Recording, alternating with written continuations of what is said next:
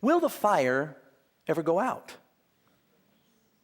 Bible says, Psalm 37, verse 10, "For yet a little while, and the wicked shall not be, but the wicked shall perish. And the enemies of the Lord shall be consumed. Into smoke they will consume away."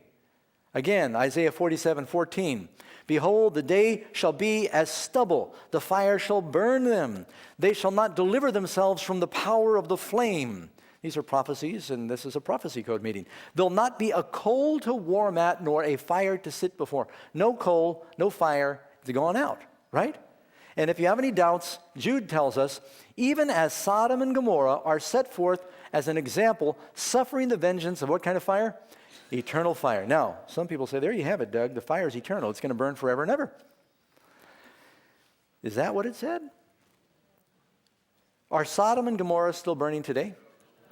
They were burnt with eternal fire, but they were burnt up. What it's saying, was Sodom and Gomorrah ever rebuilt? Oh, it's 4,000 years ago. You can go there today. It's still ashes. They were burnt with eternal fire. The results of the fire are eternal. It doesn't mean that they are still burning. They were cities, not people. I mean, the idea that God's going to burn cities forever and ever is even more absurd.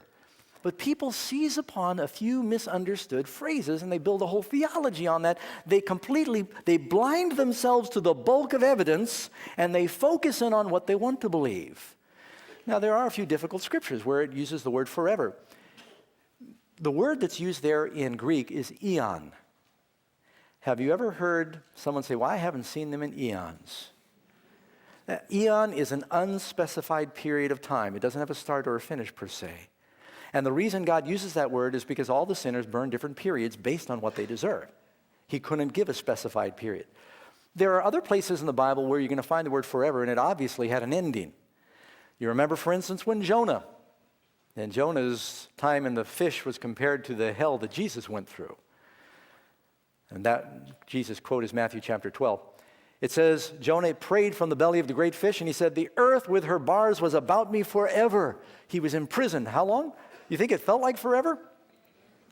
You know, what Jonah went through is a good picture of the darkness and separation from God. Here he is in the bowels of this sea monster at the bottom of the ocean, and it's dark. And one day it occurred to me that if he was in there alive, maybe that fish had swallowed other things that were still squirming in there with him. Wouldn't that be awful? And then if you ever do any diving at night, you know, sometimes these fish flash bioluminescence, and all of a sudden a little flash octopus and a jellyfish, and it must have been like hell in there, right? So this is how he talks. And do you think it felt like forever? 3 days and 3 nights in the digestive system of a sea monster? But was it forever? The Bible says he was in the belly of the fish 3 days and 3 nights. Again, you can read in Exodus 21, a Hebrew could have a servant for 7 years, and after that time he could go through a ritual where he would stay with his master, and it says he will serve him forever. How long would that be? Till he dies, right? When Hannah brought little Samuel to the temple, she said, I'm going to leave him here forever. How long was that? Till he died, the rest of his life. And again, it specifies later for as long as he lives. And so when it says that the wicked are going to be burnt forever, it means the word there, don't forget, it's going from Greek to English, it's eon. They're burnt up according to what they deserve until they die. They're punished. And they're burnt with not only everlasting fire, because will they ever live again? No second chances.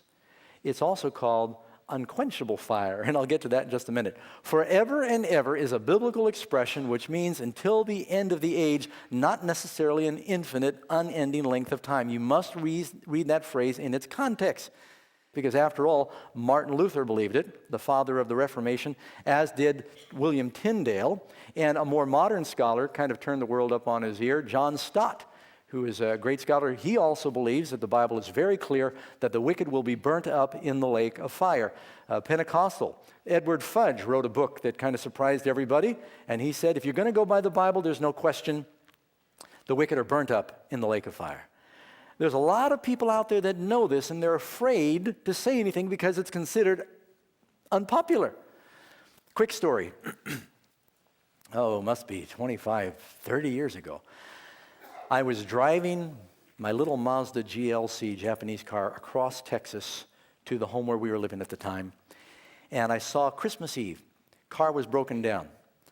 And I pulled over to see if they needed any help. And the man said, I'm not sure what it is. The lights just started getting dim, and finally the car died. And I used to do mechanic work. And I said, sounds like your alternator. And we checked, battery was stone dead. Alternator wasn't putting anything out. So something very funny, he's driving this big old Texas Oldsmobile or something like that. I pulled his car several miles to our house with my Mazda GLC. And it was Christmas Eve. I took his alternator apart. It needed new brushes. You men know what I'm talking about. And couldn't do anything about it that night. Invited him, his wife, 2 girls, to stay the night with our family. And got to talking. He's a Baptist minister. So I wanted to study. We started talking about some of the differences of what we believe, and this subject came up. And as I shared with him what I've just shared with you, he became very nervous and looking a little edgy. And he said, Brother Doug, he said, I've seen these scriptures before, and I realize if you're going to go strictly by the Bible, that it is pretty clear that hell doesn't burn forever. But then he said, if I told my church members that, they wouldn't come to church anymore. And I said, brother, is that why they're coming? Fire insurance? Trying to stay out of hell? And granted, the Bible does have some very sobering warnings about the lake of fire, and wanting to avoid it, that may be a starting point for anyone in the right mind, right? I mean, fear of destruction, we all, that's why we don't grab rattlesnakes, right?